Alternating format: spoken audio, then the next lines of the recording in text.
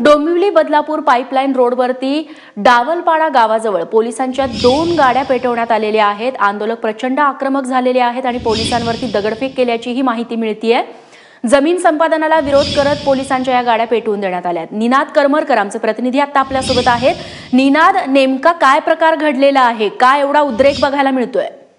रेश्मा, या ठिकाणी ब्रिटिश काळात जेव्हा दुसरं महायुद्ध झालं होतं त्यावेळी ग्रामस्थांची काही जमीन या ठिकाणी ब्रिटिश आर्मीने घेतलेली होती आणि त्या ठिकाणी लष्करी विमानांसाठी धावपट्टी उभारली होती। कालांतराने जसा देश स्वतंत्र झाला तशी ही जमीन पुन्हा एकदा ग्रामस्थ जे आहेत त्यांच्या ताब्यात आली। मात्र आता यावर्षी नेव्हीने या ठिकाणी या जमिनीवर दावा केलाय आणि इतकंच नव्हे तर या जमिनीला कंपाऊंड करण्याचं काम सुद्धा नेव्हीने सुरू केलंय। या विरोधात ग्रामस्थ आक्रमक झालेत। जवळपास 15 दिवसांपूर्वी ग्रामस्थांनी आंदोलन या ठिकाणी छोटेखानी आंदोलन करत निदर्शनं करत उग्र आंदोलनाचा इशारा दिला होता। मात्र तरी सुद्धा हे काम न थांबल्यानं आज अखेर ग्रामस्थांचा उद्रेक झालाय आणि ताजी अपडेट अशी की या ठिकाणी बंदोबस्ताला जे एसीपी होते सुनील पाटील उल्हासनगर विभागाचे, त्यांच्यावर सुद्धा जीवघेणा हल्ला या ठिकाणी करण्यात आलेला आहे आंदोलकांकडनं। सुनील पाटील जे आहेत त्यांच्या डोक्याला गंभीर इजा झाली आणि त्यांना नुकतंच या ठिकाणाहून नेण्यात आलेलं आहे। त्यांच्यासोबत एक इतर वरिष्ठ अधिकारी जे होते इन्स्पेक्टर दर्जाचे त्यांना सुद्धा या ठिकाणी मारहाण झाली आहे। तसंच एक हवालदार आहेत त्यांना सुद्धा मारहाण झाली आहे आणि या ठिकाणी पोलिसांच्या 3 ते 4 गाड्या पेटवून देण्यात आलेल्या आहेत। डावलपाडा गाव असेल किंवा कोणी गाव असेल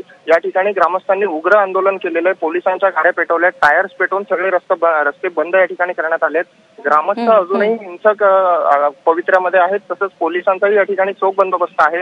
मात्र कुठेतरी ग्रामस्थांच्या हिंसकपणासमोर पोलिसांचं जे बळ आहे ते तोकडं पडताना या ठिकाणी दिसतं आणि त्यामुळे पोलिसांवर सुद्धा या ठिकाणी गंभीर स्वरूपाचे हल्ले होत आहेत। रेश्मा, निश्चित निनाद, अतिशय रुद्र रूप या आंदोलकांनी घेतलेला आहे असं बघायला मिळतंय। खरं तर हा वाद असा अचानक पेटून आलेला आहे।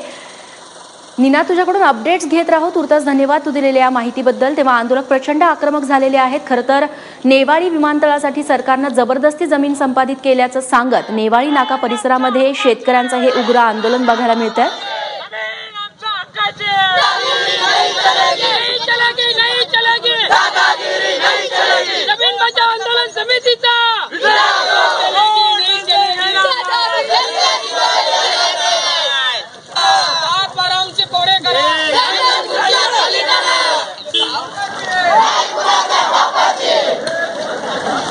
तेव्हा आंदोलकांच्या मागण्या आपण ऐकलेल्या आहेत। अशा पद्धतीनं मोठमोठ्याने घोषणाबाजी सुरू आहे आणि पोलिसांच्या 2 व्हॅन देखील यांच्याकडून जाळण्यात आलेल्या आहेत।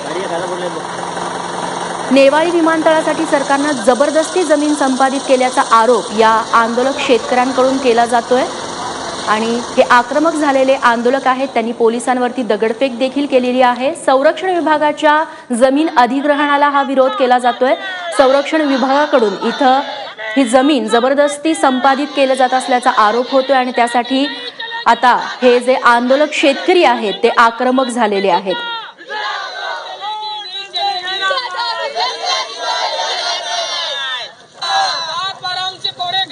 हा जो जमीन संपादनाचा विषय आहे संरक्षण विभागाचा, त्यांनी पूर्ण बॅरिगेड्स लावण्याचा देखील या जमिनीवरती प्रयत्न केलेला आहे आणि शेतकऱ्यांकडून याच गोष्टीला विरोध होतोय। शेतकऱ्यांनी हे जे आंदोलक आहेत शेतकरी त्यांनी असा आरोप देखील केलेला आहे की नेवाळी विमानतळासाठी सरकारनं जबरदस्ती जमीन संपादित केलेली आहे आणि वारंवार हा प्रश्न लावून धरून देखील शेतकऱ्यांच्या बाजूने निर्णय येत नसल्यामुळे अखेर आता हे आंदोलक शेतकरी आहेत ते आक्रमक झालेले आहेत। भारती सहस्त्रबुद्धे आमच्या प्रतिनिधी आता आपल्यासोबत आहे। भारती, नेमकं हे प्रकरण सगळं काय आहे? खरं तर हे फार जुनं प्रकरण आहे।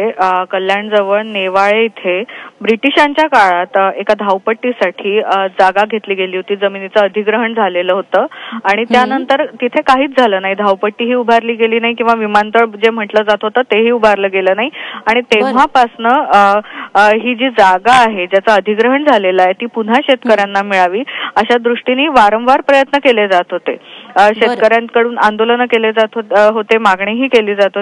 मात्र आता पुन्हा या वर्षी नौदलाने त्या जागेवर दावा करत त्या जागेला कंपाऊंड टाकायला सुरुवात केली आहे आणि त्यामुळे पुन्हा एकदा शेतकऱ्यांचा विरोध उफाळून आलेला आहे। सरकार दरबारी कागदपत्र सादर करून मागणी केली जात असताना अशा पद्धतीने अचानक फेन्सिंगचं काम सुरू झाल्यामुळे हे सगळे शेतकरी इथे आक्रमक झालेले दिसतात आहेत। रेश्मा, भारती, अशी नेमकी किती जागा आहे जी आता या नौदलाने बॅरिगेट्स टाकण्याचा आणि कंपाऊंड टाकण्याचा प्रयत्न केलेला आहे अशी? रेश्मा, तो जो भाग आहे ग्रामीण हद्द येते त्यातल्या साधारण 7 ते 8 गावातील शेतकऱ्यांची जमीन या संपूर्ण नेवाळे विमानतळाच्या साठी घेतली गेलेली होती आणि 7 ते 8 गावांची जमीन आपण म्हणू शकतो जी नौदल आता ताब्यात घेते असा या शेतकऱ्यांकडनं दावा केला जातोय. बरं. भारती, तुझ्याकडून अपडेट्स घेत राहू. तुर्तास धन्यवाद तू दिलेल्या सगळ्या सविस्तर माहितीबद्दल. आमचे कल्याणचे प्रतिनिधी निनाद करमरकर पुन्हा एकदा आपल्यासोबत आहेत. निनाद, हे आंदोलन पेटलेलं आहे. या आंदोलनातले जे सदस्य आहेत, काही नेते आहेत, ते तडजोडीचा काही प्रयत्न करतायत का? त्यांचं काय म्हणणं आहे नेमकं? रेश्मा, या ठिकाणी चैनू जाधव म्हणून या नेवाळी ग्रुप ग्रामपंचायतीचे सरपंच आहेत. ते या आंदोलनाचं नेतृत्व करणाऱ्यांपैकी एक आहेत. मात्र सध्या जर आपण पाहिलं तर प्रचंड आक्रमक पवित्र्यामध्ये आंदोलक आहेत. कोणाशीही बोलण्याच्या मनस्थितीत आंदोलक नाही आहेत आणि त्यामुळे प्रशासनाच्या वतीने सुद्धा आतापर्यंत इथे कोणीही पोहोचलेलं नाही आंदोलकांची चर्चा करण्यासाठी. मात्र आपण जर पाहिलं तर ज्या अर्थी पोलिसांवर हल्ले होत आहेत त्या अर्थी सध्या तरी प्रशासनाच्या वतीने या ठिकाणी आता कोणी येईल त्यांच्याशी बोलायला अशी शक्यता कमीच वाटते. आणि ज्यावेळी आंदोलकांशी आपण बोललो त्यावेळी हे आंदोलन एका दिवसापुरतं नसून किमान 2 ते 3 दिवस चालेल आणि यापेक्षाही आक्रमक स्वरूप हे आंदोलन घेईल अशी प्रतिक्रिया आंदोलकांनी आपल्याला दिलेली आहे. त्यामुळे आंदोलनाचं पुढे काय होतं ते पाहणं महत्वाचं ठरणार आहे.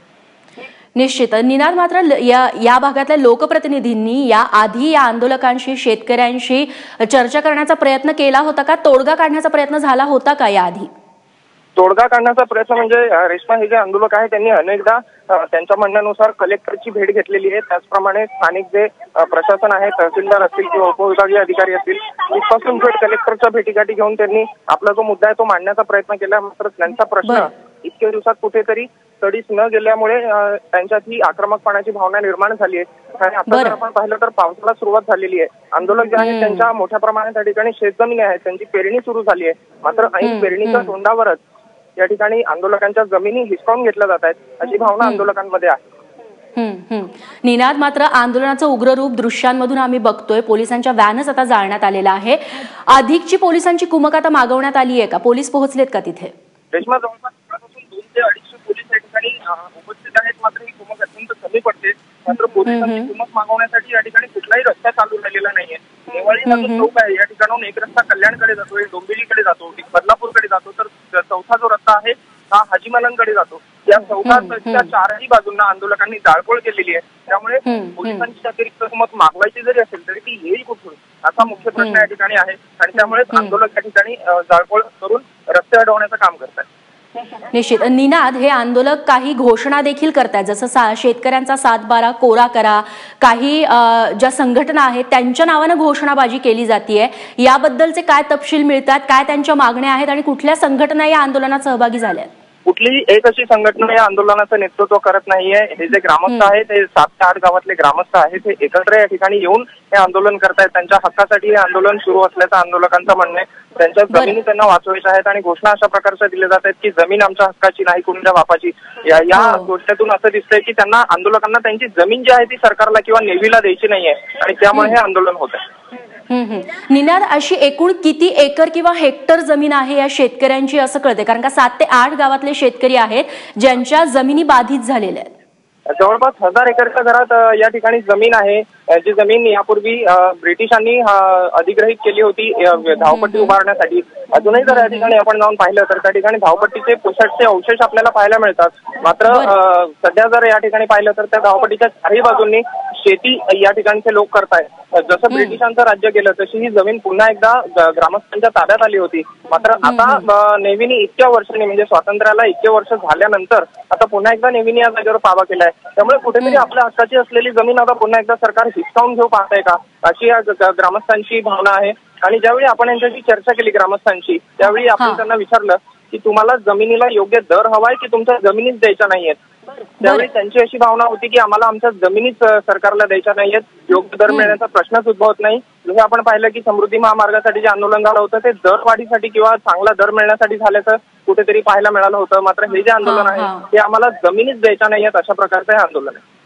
निनाद, शेवटचा प्रश्न विचारतीये, अगदी थोडक्यात उत्तर देशील. नौदलाने इतक्या वेळानंतर ही जमीन त्याच्या बाजूला कंपाऊंड टाकण्याचा, ती अधिग्रहित करण्याचा प्रयत्न आत्ता का सुरू केला? काय करायचं नौदलाला या जमिनीचं? नौदल ही जमीन ताब्यात घेऊ इच्छिते रेश्मा. फक्त या जमिनीवर पुढे काय उभारण्यात येणार याबद्दलचा काहीही प्लॅन अद्याप नौदलाने जाहीर केलेला नाहीये. मात्र ही जमीन फक्त नौदलाची आहे असा दावा त्यांनी केलाय आणि फक्त जमीन ताब्यात घेऊन ते ठेवू इच्छित आहे. त्या जमिनीला चारही बाजूंनी कुंपण घालण्याचा या ठिकाणी प्रयत्न केला गेलाय असं या ठिकाणी एकंदरीत पाहायला मिळतंय. रेश्मा, आपल्यासोबत या ठिकाणी चैनू जाधव जे आहेत ते या ठिकाणी आपल्या सोबत आहेत. चैनू जाधव हे या नेवाळी ग्रुप ग्रामपंचायतीचे सदस्य आहेत. त्यांच्याशी आपण चैनू जाधव यांच्याशी आपण संवाद साधूयात. निनाद, आपण त्यांच्याशी देखील संवाद साधूयात आणि त्यांची बाजू देखील जाणून घेण्याचा प्रयत्न करूया. तूर्तास धन्यवाद तू दिलेल्या सगळ्या सविस्तर माहितीबद्दल.